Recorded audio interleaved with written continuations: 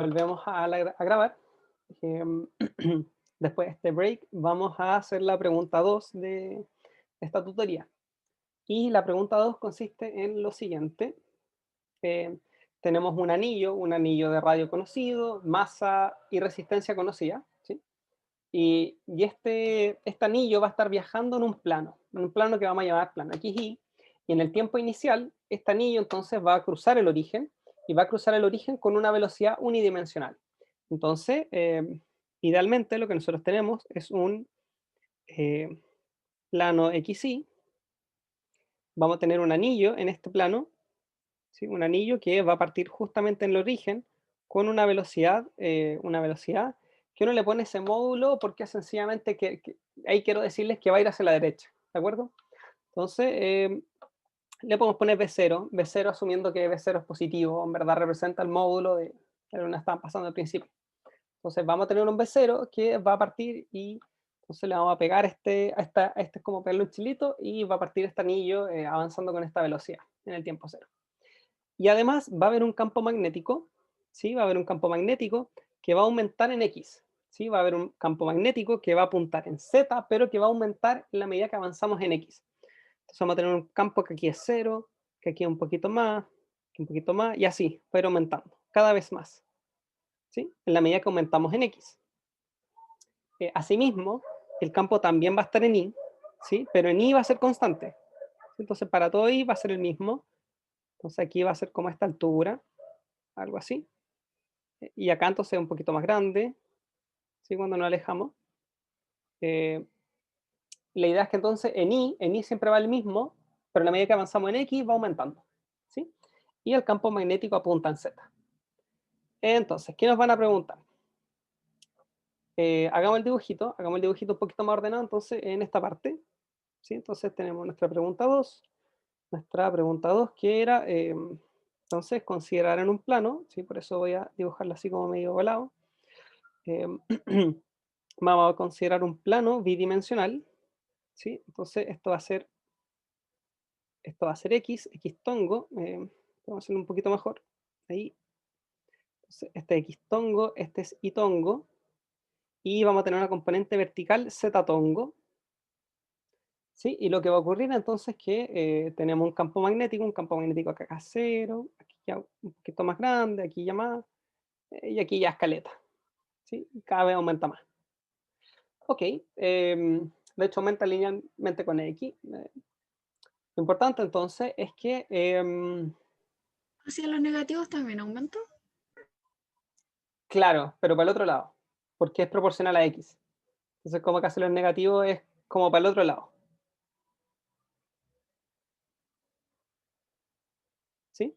Pero como el problema nosotros inicialmente le vamos a pegar con velocidad v0, en verdad solamente nos va a estar importando qué es lo que ocurre en X tongo, ¿sí? Inicialmente tiene una velocidad v en tiempo cero igual a v0, siendo v0 en verdad el módulo de v0, para decirnos que es una cantidad positiva. Eso va a ser v0 en X tongo, y nadie se enoja si es que le ponemos v0 nomás, asumiendo que v0 es una cantidad positiva. Ok, entonces la pregunta A nos va a decir, comente por qué la existencia de esta resistencia en el anillo va a generar que el mismo se frene en su movimiento. Entonces, ahí la pregunta va para ustedes. ¿Por qué creen que esto podría ocurrir? ¿Por qué el hecho de que haya una resistencia va a hacer que el anillo se frene?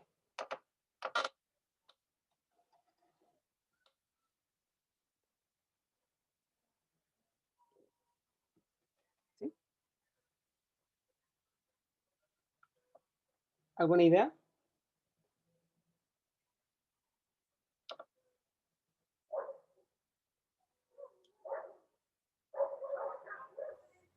Creo que tiene relación con que el campo es variable. Ya, ya, entonces, súper bien, súper bien. Ahí hay una observación importante de que el campo es variable, y cuando varía el campo, ¿qué es lo que ocurre?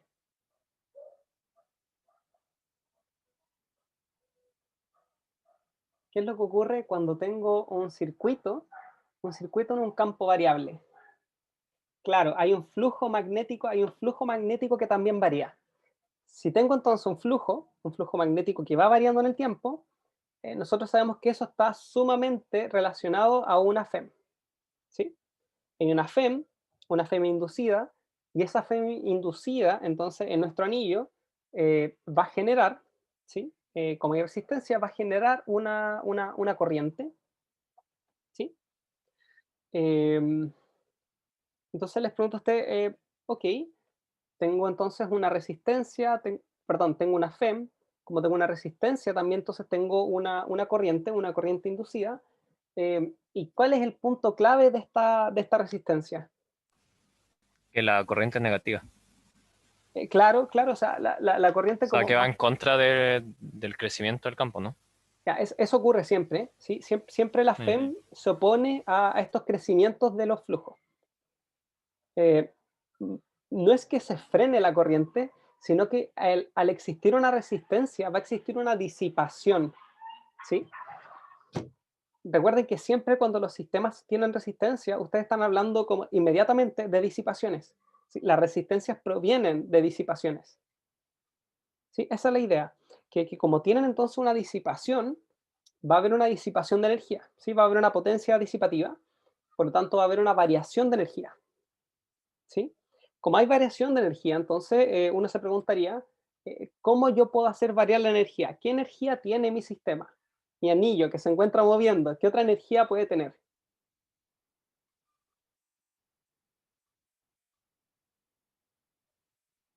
Cinética, exactamente. Como mi anillo entonces tiene energía cinética y la energía se va perdiendo, entonces, ¿a quién yo le voy a quitar energía? A la energía cinética. Como le estoy quitando entonces energía cinética, yo le estoy quitando velocidad o rapidez a mi cuerpo, o al anillo, mejor dicho, entonces el anillo se va a ir frenando. Naturalmente, al quitarle rapidez, lo va a ir frenando y por lo tanto, eventualmente se va a tener que detener. ¿Se entiende? Se logra entender como la sutileza como de la línea de ideas que uno tiene que seguir para poder decir finalmente que este cuerpo se va a detener. Entonces, a modo de resumen, lo que dijimos fue, ok, tenemos variación, ¿sí? Tenemos variación, bueno, tenemos un campo que depende de X, que depende de X, como nuestro cuerpo se está moviendo, entonces tenemos un flujo que varía, ¿sí? Como tenemos un flujo que varía, entonces tenemos FEM, ¿de acuerdo?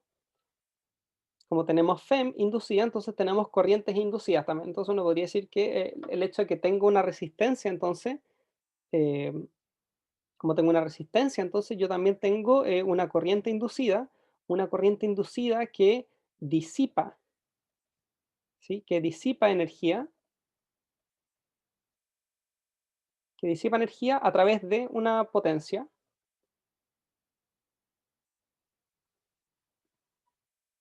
a través de una potencia P. ¿Por qué? Por la existencia de esta resistencia, ¿de acuerdo? Ok, entonces tenemos disipación de energía. Como teníamos disipación de energía, entonces, ¿qué es lo que decimos? Es solamente, como solo hay, como solo hay energía cinética, ¿sí? Como solo hay K, entonces disipación de energía, creo que disipación es con SC, entonces disipación de energía va a ser equivalente, entonces disipación de energía es, bueno, implica, mejor dicho, va a implicar que tengamos pérdida de rapidez y por lo tanto se frene, ¿sí? Esa es como la línea de ideas que ustedes tendrían que seguir para poder argumentar por qué entonces nuestro anillo se va a frenar, ¿sí? Y es el fenómeno que vamos a estudiar a lo largo de esta pregunta, ¿sí? ¿Cómo es que nosotros logramos frenar este cuerpo? Y en particular lo que queremos hacer es calcular la distancia. Este es el punto final de este problema, calcular cuánto va a recorrer en total, ¿sí? Cuánto va a recorrer en total tal que se frene. ¿Qué ocurre con la energía magnética? Ahí hay que hacer una observación, una pregunta interesante de que ¿Qué ocurre con energía magnética? Uno podría decir, existe una energía magnética entonces asociada a tu campo magnético, ¿sí? Tu campo magnético fue siempre el mismo. Entonces, como que la energía magnética se mantuvo. Ustedes no están estudiando la energía magnética que podría producir la corriente inducida sobre el anillo. Sí, como que nadie les pidió en ningún momento asumir que esa era un campo magnético como apreciable. ¿Sí? Un campo magnético súper chiquitito que no va a aportar casi nada. Entonces, por eso uno diría que la energía magnética se mantiene. ¿Sí?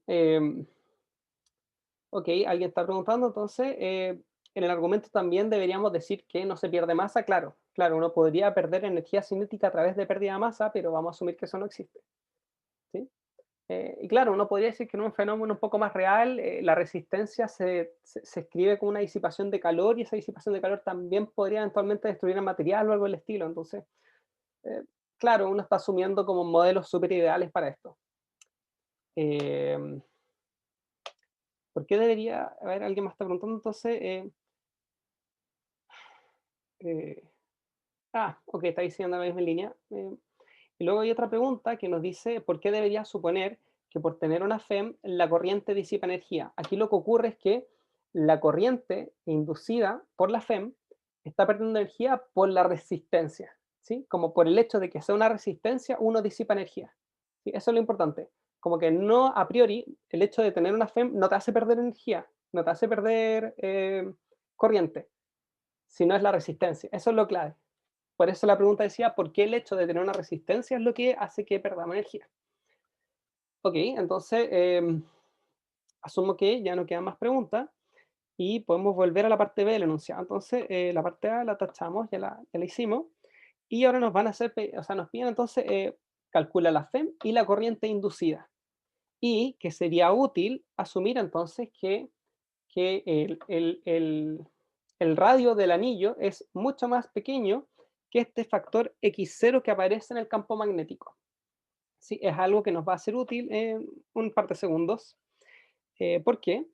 Porque dijimos que la FEM la calculamos a través de una variación temporal de flujo magnético, ¿sí? Recordando que el flujo magnético entonces corresponde a tomar una sección arbitraria, ¿sí? Una curva a la cual yo le asocio una superficie, ¿sí? Y nosotros podemos estudiar entonces cómo los campos magnéticos fluyen a través de esta superficie, ¿sí? Entonces uno diría algo así, como cómo los campos magnéticos terminarían generando un flujo sobre esta superficie, y ese flujo lo podemos calcular, ¿sí? Uno puede calcular esa cantidad, así como lo hacíamos calculando cositas del tipo ley de Gauss, ¿sí?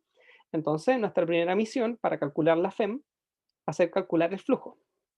El flujo, entonces, por definición, es tomar la superficie, ¿sí? La superficie de nuestro anillo, y ver cómo el campo, entonces, qué flujo genera el campo sobre este anillo. Entonces, básicamente lo que nosotros tenemos es esto, y aquí estamos asumiendo que no está en el origen, está en algún punto arbitrario, ¿sí? Está en algún X arbitrario, y entonces nosotros vamos a tener un campo que siempre va en Z, ¿sí? El campo dijimos por definición que iba en Z, ¿sí? Y es algo de la forma, B entonces era, no recuerdo bien cuál era la constante, así que no las anoté. Estupendo.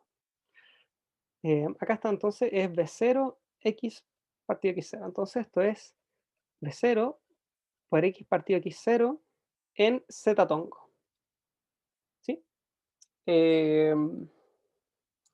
Ok, entonces, ¿qué es lo que tenemos que hacer para calcular estos flujos? Nosotros tenemos que darnos un circuito. ¿Sí? Tenemos que darnos entonces describir esta curva. Esta curva la describimos entonces, perdón, queremos describir el cuerpo, ¿sí? Sobre cuál existe el flujo. Eh, entonces vamos a tomarnos esta curva, ¿sí? Nos vamos a tomar esta curva, que la vamos a llamar gamma, y sobre esa curva entonces lo que nosotros vamos a hacer es decir, asumo que ustedes se acuerdan de que cuando uno tenía una curva, uno tenía un vector normal, ¿cierto? ¿Sí? A las curvas yo le asocio una superficie y esa superficie tiene un vector normal. que sería este vector de acá, por regla de la mano derecha. ¿Estamos de acuerdo con eso? ¿Sí? Entonces lo que podemos hacer es sencillamente reemplazar. ¿Sí? Este flujo entonces va a ser esta doble integral sobre la superficie del anillo de la cantidad V0 por X partido X0, ¿sí? Y todo eso entonces multiplicado, todo eso iba en Z tongo, y a eso le hacemos un producto punto con un ds, ¿sí? Un ds que iba en n tongo, ¿sí? Ese vector ds es el ds por n tongo. Y n tongo coincide con z tongo, ¿sí? N tongo va para arriba, z tongo también va para arriba, entonces ustedes lo pueden ver acá con el dibujito. Por lo tanto, es un producto punto de dos vectores unitarios y eso vale 1.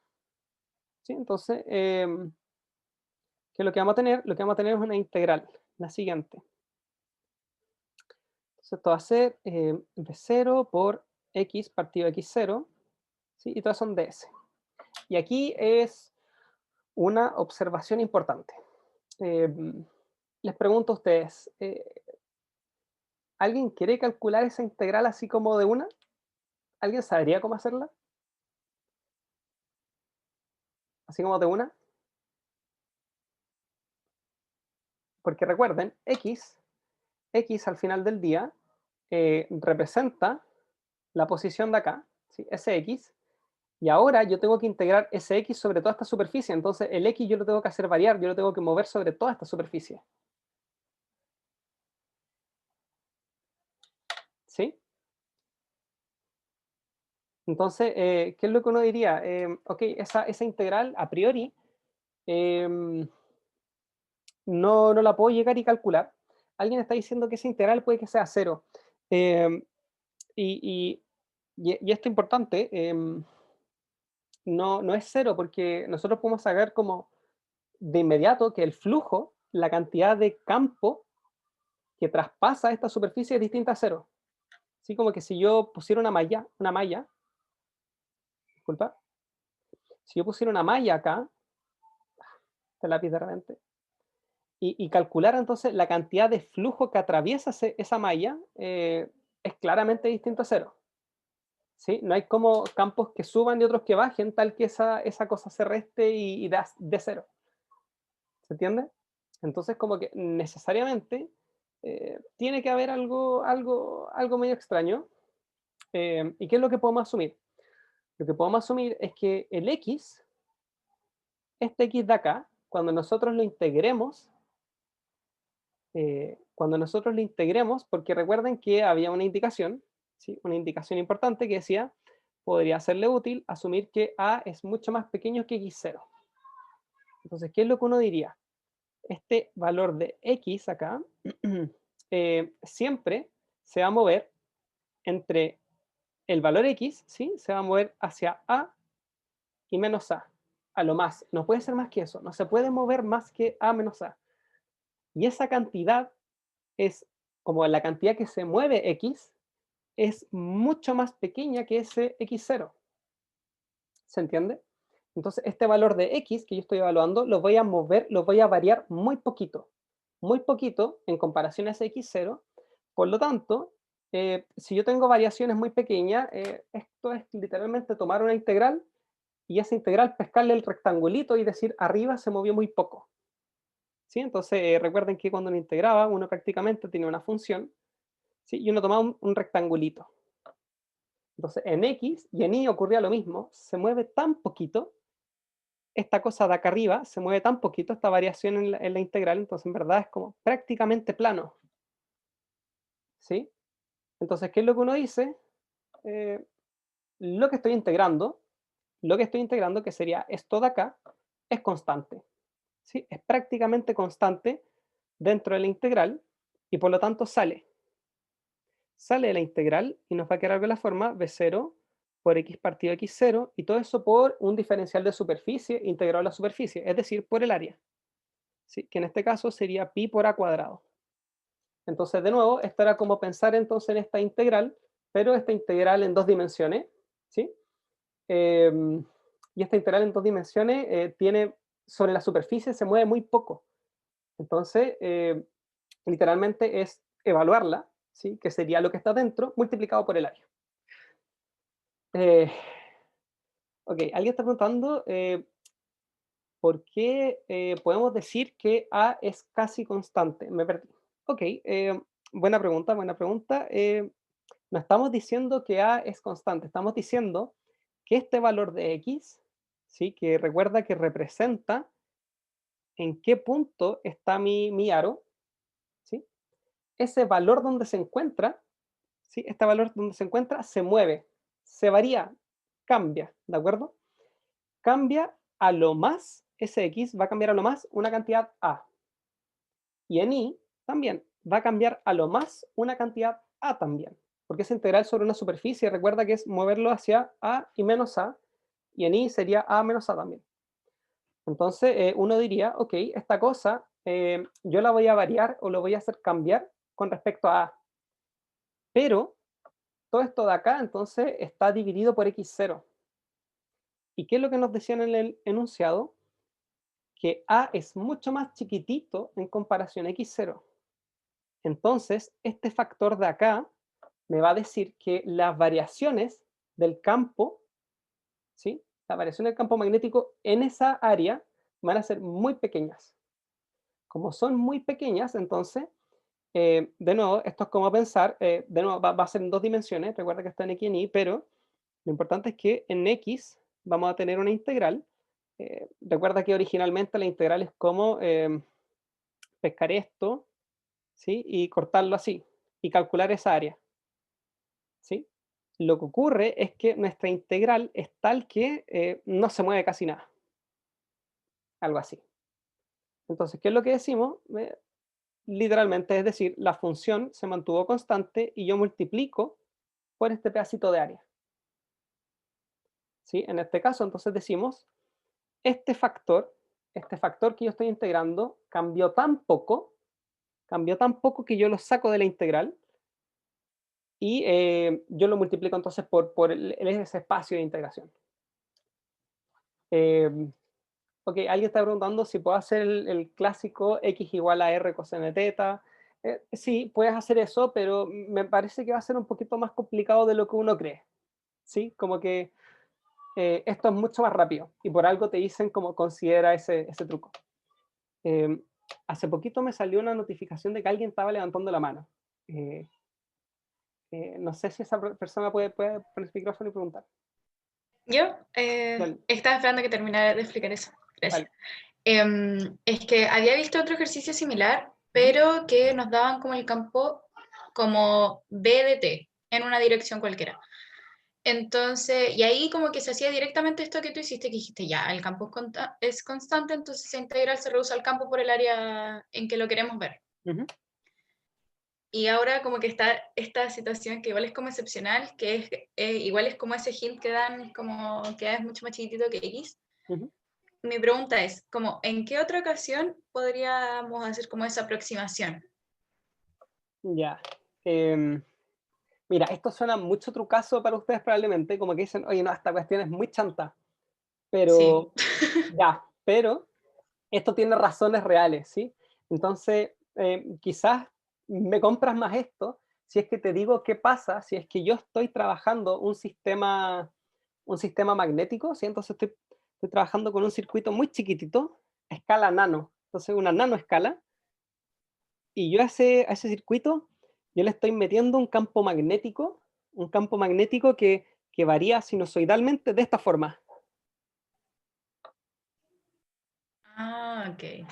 Tu campo magnético de verdad es una cuestión que varía así como que ni siquiera en tu muestra, como por dónde se va a mover tu partícula o en verdad lo que tú quieres estudiar, no lo vas a sentir, ¿cachai? Como que esto es Ya. real, ¿sí? Esto uno ve matemáticamente, pero es porque ese problema con esta clase de problemas que uno no sabe realmente que estudia. Pero cuando tú estás estudiando como cosas muy chiquititas que se mueven a través de campos que son realmente a escalas mucho más grandes, eh, de verdad que estas aproximaciones son reales, pero es por eso, porque las escalas son distintas, ¿sí? Ya, Entonces, perfecto. Sí. como que ahí tú me crees, pues si te digo, ¿qué pasa si estoy moviendo un nano algo? un nano algo en un campo que tú ves cómo varía, ¿cachai? Tú ves cómo varía la intensidad así como a escala gigante. Claro. Claramente eso no lo sientes, ¿sí? Como cómo varía dentro de tu nanoobjeto, o no quiero decir nanopartícula porque no siempre son partículas, son realmente cosas, no lo sientes para nada. Entonces, Ya, buena. sí, Perfecto. quizá Me convenciste. eso quizá ayuda un poquito más a entenderlo. De hecho, es chistoso Gracias. porque incluso existen aproximaciones, como uno dice, como en la escala nano, manda, por ejemplo, la escala cuántica. Y uno dice, no, esto yo lo voy a tratar clásico. ¿Por qué? Porque mi campo varía mucho más grande, po. Entonces, como que si esto es trucho, hay cosas peores. Y también funcionan. Eso es como lo importante. Sí, que es importante ver las escalas en las que uno trabaja. Eh, ok, entonces dejando ese show de lado, de hablar de cosas físicas, eh, asumiendo que se entendió, entonces lo que hicimos fue decir, mi integrando varía tan poco dentro de mi espacio de integración, que lo que yo hago entonces es sacar el integrando y el espacio de integración yo lo multiplico. ¿Sí? Es literalmente grillar el espacio. Entonces, tenemos el flujo, ¿sí? Y el flujo, entonces, nosotros lo podemos relacionar con la FEM, ¿sí? Como menos de phi a de t, y esa derivada, entonces, sabemos que va a ser menos de a de t de lo que acabamos de calcular, que era b0 por x partido x0, y todo eso por pi a cuadrado, ¿sí? Entonces, me preguntan de dónde salió ese pi a cuadrado. Eh, Muy buena pregunta. Lo que hice fue tomar este término y sacarlo de la integral. Entonces, quizás sería bueno dejarlo explicitado. ¿Sí? Entonces, lo que hice fue decir b0 por x partido x0. ¿Sí? Lo saqué de la integral y ahora integré sobre la superficie de mi anillo. Y la superficie de mi anillo es pi a cuadrado. ¿Sí? Eh, ok, entonces, ¿qué es lo que estamos diciendo ahora? Estamos calculando la FEM. ¿De acuerdo? Entonces, la FEM dijimos que iba a ser menos la derivada temporal de, el flujo.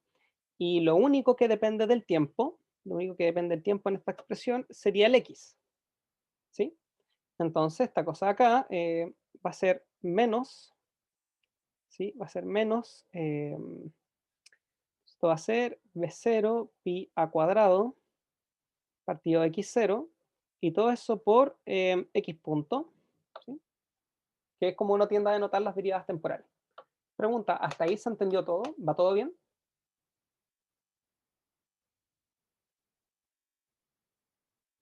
¿Sí? Bacán, bacán, bacán. Entonces, estoy revisando el chat, ya, está todo bien. Ok, tenemos entonces una FEM inducida, y esa FEM nosotros la podemos relacionar con una corriente. ¿Por qué? Porque tenemos una resistencia. ¿Y cuál era la formulita para eso? La formulita era E igual a I por R, ¿cierto? Esa es la formulita que uno conocía como del colegio, pero versión no le estamos dando una diferencia potencial, sino que le estamos dando una FEM. A ver, dame un segundo. Alguien está diciendo cómo le vamos a dar la dirección a la FEM. Ya, la FEM no tiene dirección. O bueno, no le estamos dando una dirección. La dirección la vamos a estudiar cuando estudiemos la corriente. ¿Sí? A la corriente le podemos hacer un análisis un poquito más interesante de hacia qué dirección tiene. Alguien está diciendo la corriente es la que tiene la dirección, sí es cierto, pero la FEM, me parece que como la FEM es una fuerza, alguien como que le podría asociar de todas maneras un sentido. Eh, Alguien entonces está preguntando sobre los módulos por ahora, todavía no estamos analizando eso, ¿sí? Esa discusión la vamos a dejar para dos líneas siguientes a esta. Entonces, dijimos que E igual a I por R es el equivalente a V I por R, ¿sí? Que uno sabía del colegio, cuarto medio, y eso tiene sentido porque la FEM al final del día son caídas de tensiones. Ahí creo que lo experimentales y los ingenieros como que tienen una pelea de cómo se dice, como caídas de potenciales, caídas de tensión, diferencia potencial, etc. Pero al final del día son como cosas equivalentes, versión en un circuito, ¿sí? Entonces, esta es como la fórmula genérica, ¿sí? La forma de electro. Entonces uno diría que la corriente es igual a E partido R, Y por lo tanto, la corriente inducida va a ser menos V0 por pi a cuadrado, y todo eso partido, entonces, esto va a ser x0 por r, ¿de acuerdo? Y todo eso por x punto. Ahí está preguntando si yo puedo reemplazar x punto por v0, y no estaría del todo correcto, porque v0 es solamente x punto evaluado en el tiempo cero. Esta cosa acá depende del tiempo. Recuerda que la velocidad del anillo dijimos que iba a variar en la medida que nosotros nos movíamos. ¿De acuerdo?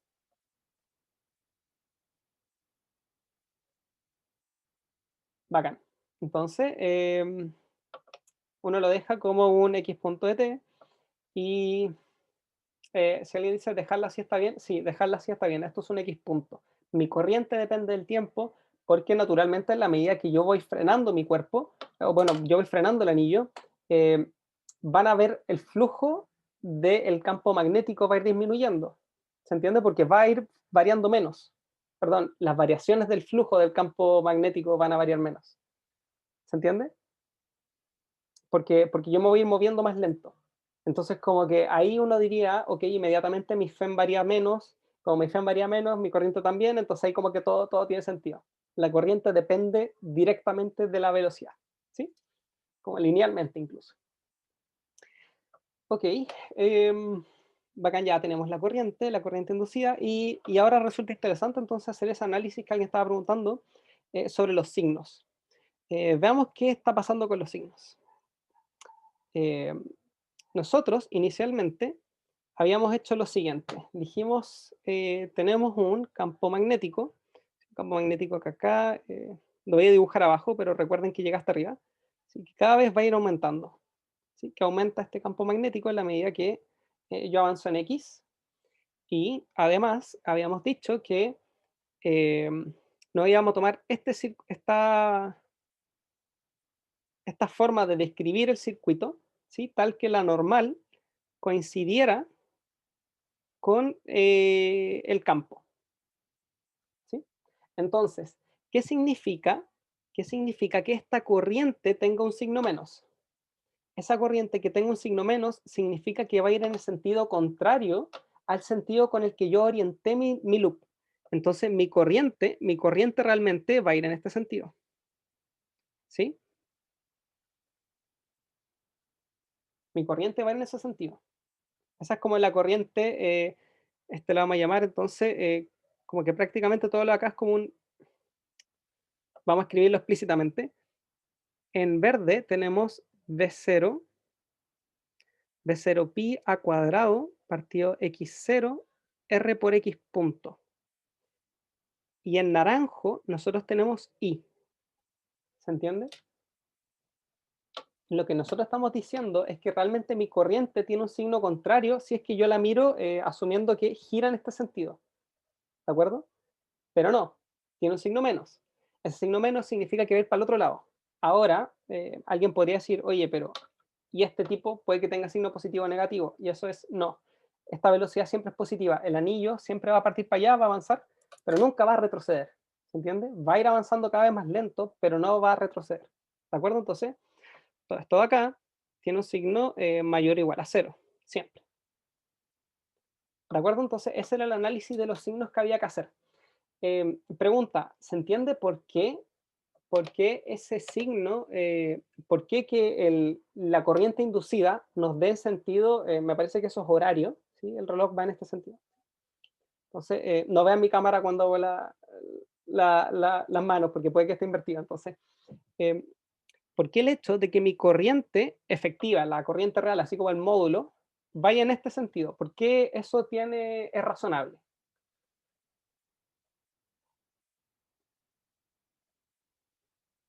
¿A alguien se le ocurre? ¿Por qué es razonable que mi corriente, en estricto rigor, vaya así?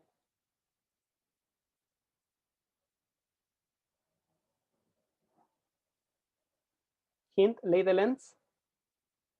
Bacán, alguien dijo Lenz, justo cuando yo le dije. Efectivamente, se opone al cambio. ¿Por qué se opone al cambio? Porque en la medida que nosotros estamos avanzando en X, el campo va creciendo.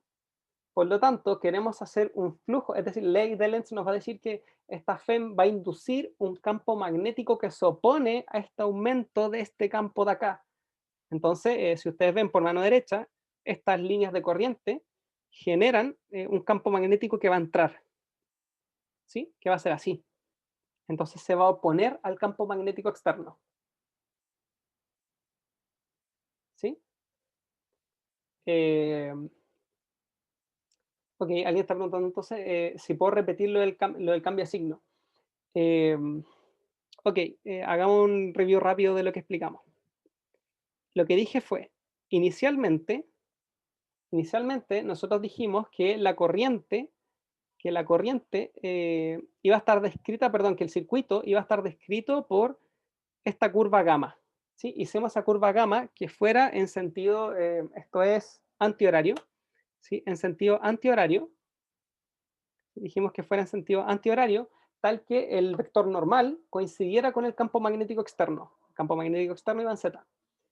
Entonces, cuando hicimos eso, llegamos a una conclusión y llegamos a cierta corriente que en verdad esta corriente es negativa. ¿Qué significa que sea negativa? Que en verdad la corriente en realidad va en este sentido, ¿cierto? Va en este sentido, pero con un signo opuesto. Por lo tanto, la corriente no va girando así, sino que va girando para el otro lado. ¿Sí? La corriente realmente entonces gira en este sentido.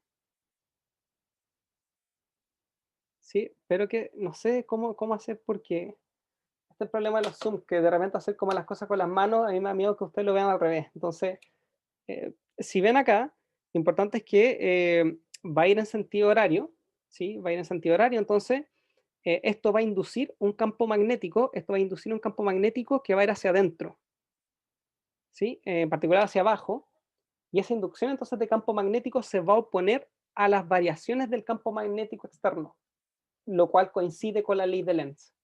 Entonces, eso que nos está diciendo que hasta ahora todo está bien, todo esto está bien, ¿sí? Entonces, ok, ya tenemos la parte B lista, y ahora vamos con la parte C, que nos dice que tenemos que escribir una ecuación que relacione la energía cinética del anillo con la corriente inducida. Entonces, nos vamos a la parte C, ¿sí? Y lo que queremos hacer es relacionar la energía cinética, ¿sí? Energía cinética con la corriente inducida. ¿Cómo hacemos eso? Muy buena pregunta. Bueno, vamos por partes. ¿Quién es la energía cinética? La energía cinética, en este caso, por definición, va a ser un medio, la masa, por la velocidad al cuadrado. ¿Sí? Esa va a ser la energía cinética.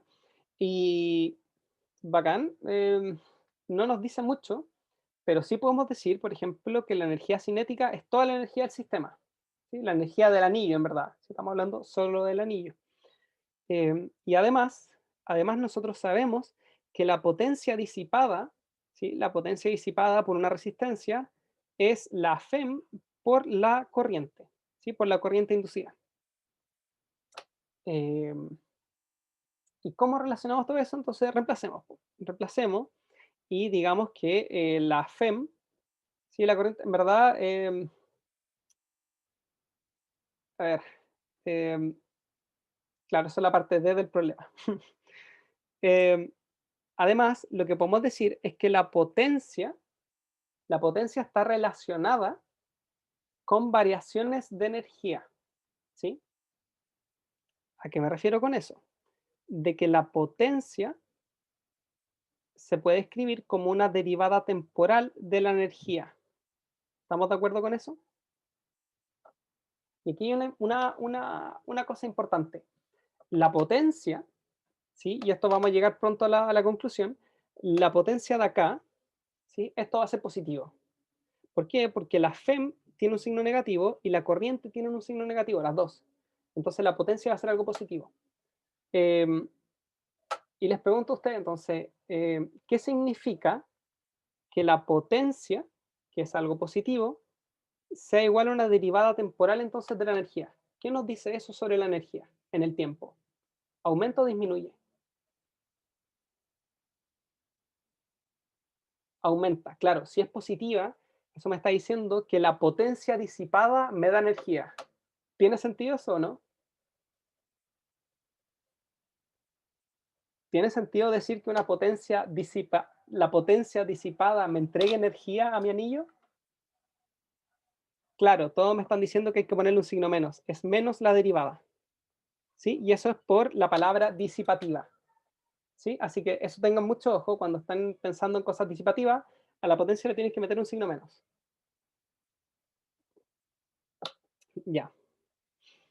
Ok, entonces le metemos el signo menos y ahora ya, ya decimos que con esto ya relacionamos entonces la energía cinética con la corriente. ¿Sí? Y la relacionamos con el signo correcto. Ok, la parte D, ¿qué nos dice? Em, la parte D nos dice, determina cuánta distancia total recorre el anillo antes de detenerse. Esto tiene toda la pinta de usar la parte anterior. Entonces reemplacemos. Menos la FEM por la corriente inducida es igual a, entonces, la derivada temporal de la energía cinética, que era la energía, perdón, la energía, que era solamente energía cinética. Esto va a ser algo de la forma 1 medio m x punto cuadrado. Esta derivada va a ser igual a mx punto por x dos puntos. ¿Por qué es eso?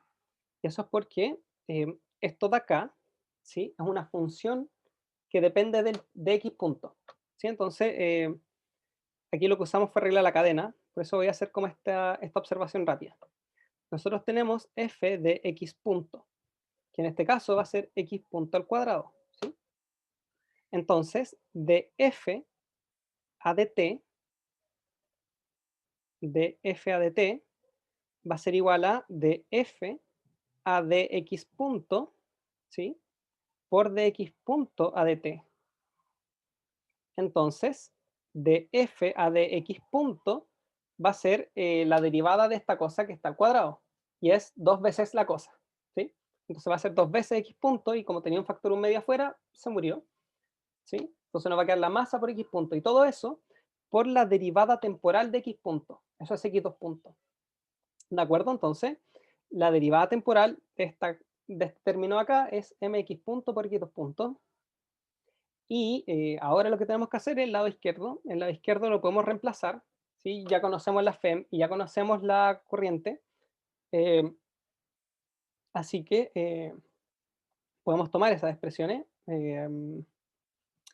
Y de hecho podríamos utilizar este término acá, que es un poquito más sencillo.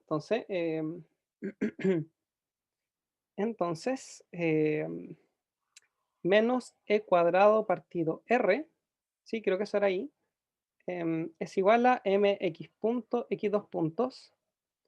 Y reemplazando el lado izquierdo, tenemos que buscar entonces quién es la FEM. Y la FEM la habíamos calculado antes, ¿sí? La habíamos calculado y era todo esto de acá. Entonces vamos a ponerle copiar y lo vamos a pegar, ¿sí? Ponerle con esta cosa, ahí, pegar. Y era todo eso al cuadrado. Entonces es razonable que teníamos ese problema, de nuevo, si no poníamos este signo menos, entonces naturalmente cuando esta cosa la eleváramos al cuadrado, iba a estar todo mal, como que íbamos a tener que este sistema producía energía, ¿sí? Y como que cada vez aumentaba, cada vez avanzaba más rápido, y eso no tiene sentido. Entonces, ¿qué es lo que hacemos ahora? Bueno, ordenemos un poquito esta ecuación, ¿sí? Vamos a tener algo de la forma mx punto por x2 puntos va a ser igual a, entonces, menos b0 cuadrado, pi cuadrado a la cuarta, si eso está muy horrible, x0 al cuadrado, y todo eso por x punto al cuadrado. ¿Sí? Podemos ordenar esto un poquito, ¿sí? Lo podemos ordenar pasando, dividiendo este m, y podemos eliminar uno de estos x puntos. ¿Sí?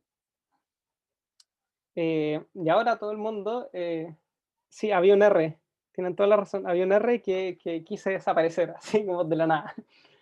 Entonces, ¿qué es lo que vamos a tener? Nosotros vamos a tener algo de la forma x2 puntos es igual a, y aquí nadie se va a enojar, nadie se va a enojar en nunca, nunca en la vida, si a esto le ponen alfa. ¿Por qué? Porque da lata escribir todo eso. Entonces esto va a ser igual a menos alfa por x punto, ¿cierto? Les pregunto a ustedes entonces, ¿qué se hace con esto? Probablemente que le esté como tiritando la mano por llegar y hacerlo. ¿Nada? ¿Una idea?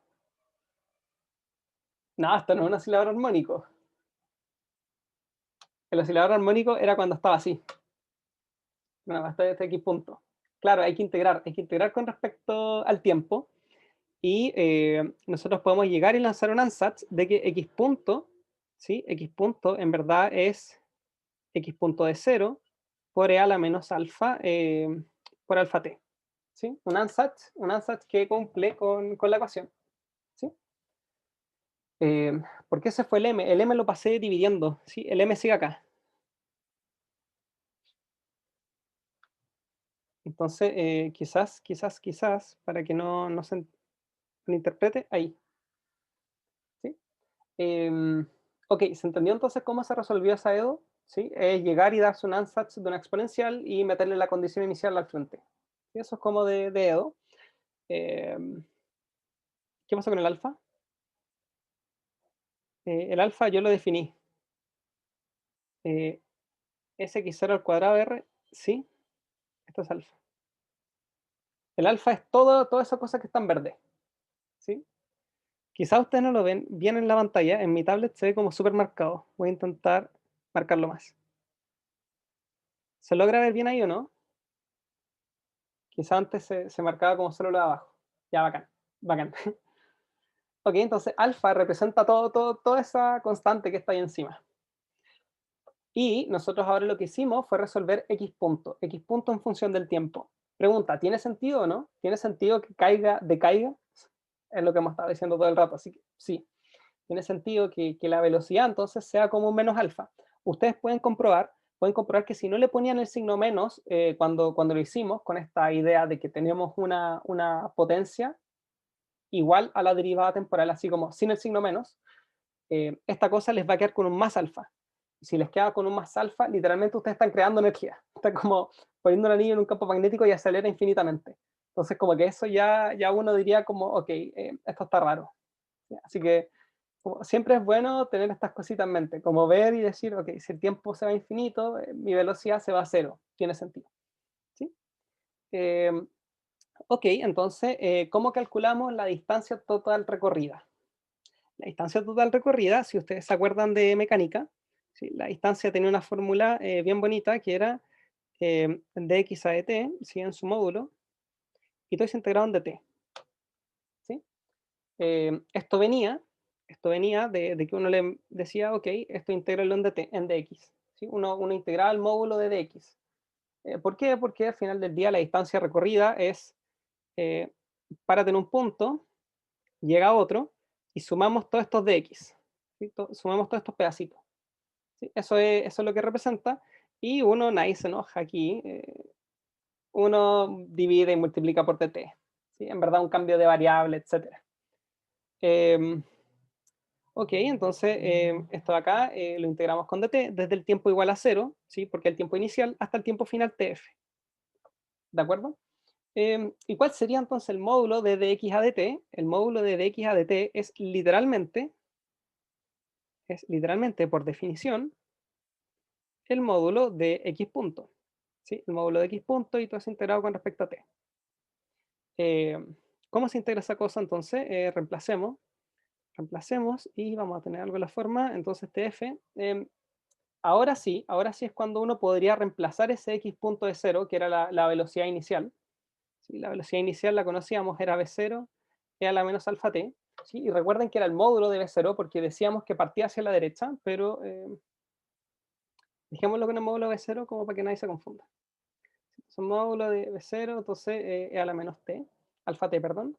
Y reemplazamos, esto va a ser v0 por el módulo de la exponencial, que va a ser la exponencial, porque la exponencial siempre es positiva, ¿sí? Entonces todas son de t, y sacamos el b0, integramos esta exponencial, que sabemos que es e a la menos alfa t dividido menos alfa, ¿sí? Evaluado los límites de integración, ¿sí? Alguien está preguntando cómo pasé ese x2 punto a ese x punto. Ok, ok, no hay ningún problema con esa pregunta. De hecho, menos mal me la hicieron, ¿sí? Esto es como lo clásico que uno hacía en mecánica. Pensemos x2 puntos como la derivada de la velocidad. Entonces, esto de acá es b punto, ¿sí? Y esto va a ser igual entonces a menos alfa por b, ¿sí? Entonces, ¿qué es lo que uno diría? Lo que uno diría es que esto es de b a de t igual a menos alfa por b. ¿Sí? De hecho, creo que todo eso no es necesario, como que voy a poner el tiro de b a de t. ¿Sí? Y eso de ahí, entonces, uno diría, esto es una EDO, ¿sí? Esto es una EDO conocida, esto de acá. Esto es una EDO que yo puedo resolver lanzándome un ANSAT. Un ANSAT es esta idea de una adivinanza inteligente. Creo que eso significa realmente como ANSAT, pero nosotros decimos que es como al ojo, yo tiro algo que tiene la pinta de ser la solución. Entonces uno diría que b de t al ojo sería algo de la forma a por e a la menos e a la lambda t. ¿Sí? Y si tú reemplazas esta cosa acá, tú vas a llegar a la conclusión de que lambda tiene que ser igual a menos alfa y que a tiene que ser igual a tu condición inicial, a b de 0. ¿Sí? Eso es como el gran resultado de EDO. Ustedes dicen que con estas dos condiciones, ¿sí? Ustedes demuestran que la solución es única, que existe y es única. ¿Sí? Esta cosa de el TU, que es el teorema de existencia y unicidad. ¿Sí? Con las dos condiciones iniciales, o sea, con la condición inicial, ustedes ganaron. ¿Sí? Eso es cómo se pasa entonces a la solución, pero ustedes están en física, ustedes pueden llegar y decir, esta solución es una exponencial. ¿Por qué? Porque lo cumple. ¿De acuerdo? Como que con eso uno se da por pagado. Ya. Bacán entonces que se haya entendido. Y ahora lo que estábamos calculando entonces era la distancia total. La distancia total, sí, era la integral entonces de dq a dt por dt, ¿sí? Eso estaba en módulo.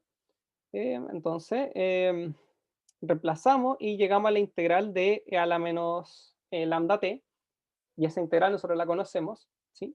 Porque nosotros sabemos que la derivada de la exponencial es como solamente suelta la cadena, entonces dividimos por esa constante y estamos bien.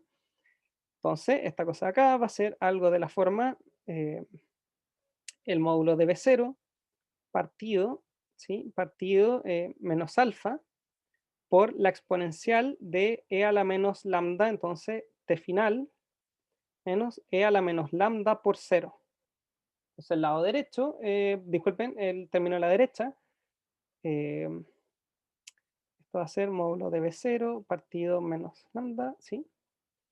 De, disculpen, e a la menos lambda tf menos 1. Les pregunto a ustedes, ¿esto estaría completo? ¿El problema estaría resuelto ahí? ¿Esa es la distancia total? Si les pregunto es porque no, pero bacán, como que eso estaba esperando, que alguien dijera, no conocemos cuánto vale t sub f.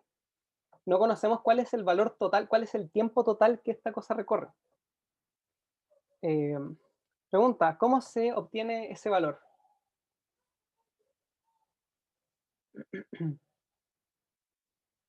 ¿Cómo se obtendría el tiempo final? ¿Sí? Exactamente. Tomando la velocidad, tomamos la velocidad, que en este caso era esto que estaba acá, ¿sí? Así que lo vamos a reemplazar. Entonces, aquí ponemos falta tf, ¿sí? Falta t sub f, la respuesta no está completa. ¿Cómo pillamos t sub f? T sub f era el tiempo final. El tiempo final cuando la partícula se detenía. Entonces, la partícula se detiene cuando la cantidad módulo de B0 e a la menos lambda t, ¿sí? Esta cosa acá evaluada en t sub f era igual a 0. Y claro, ahí tenemos un problema muy grave, ¿sí? T sub f tiende a infinito. ¿Cómo solucionamos eso entonces? Y aquí es cuando ustedes me responden, da exactamente lo mismo. ¿Por qué? Porque esta cantidad de acá es lo que está acá arriba. Es exactamente lo que está ahí arriba. Entonces, la distancia, bueno, perdón, este término lo podemos evaluar a cero al tiro, porque sabemos que eso vale cero. Entonces, D va a ser igual a el módulo de B0, ¿sí? Partido menos alfa, por el primer término que vale 0 menos 1. ¿Sí? Y esto acá entonces va a ser módulo de B0 partido alfa. Y ahí ustedes ganaron. Y al principio habíamos dicho que B0 era positiva, así que pueden ponerle B0, nadie se enoja. Y entonces con eso estaría resuelto el problema. ¿Sí? Sin necesidad de esto de que el tiempo se va infinito y no sé qué, sin hablar de tiempos, ustedes saben cuál va a ser la distancia total que puede calcular, o sea, perdón, que puede recorrer el anillo. ¿Quedó alguna pregunta? Si no, para parar la grabación y ahí ustedes pueden preguntar quizás con más libertad. Cosas quizás no relacionadas como con la tutoría. A eso me refiero.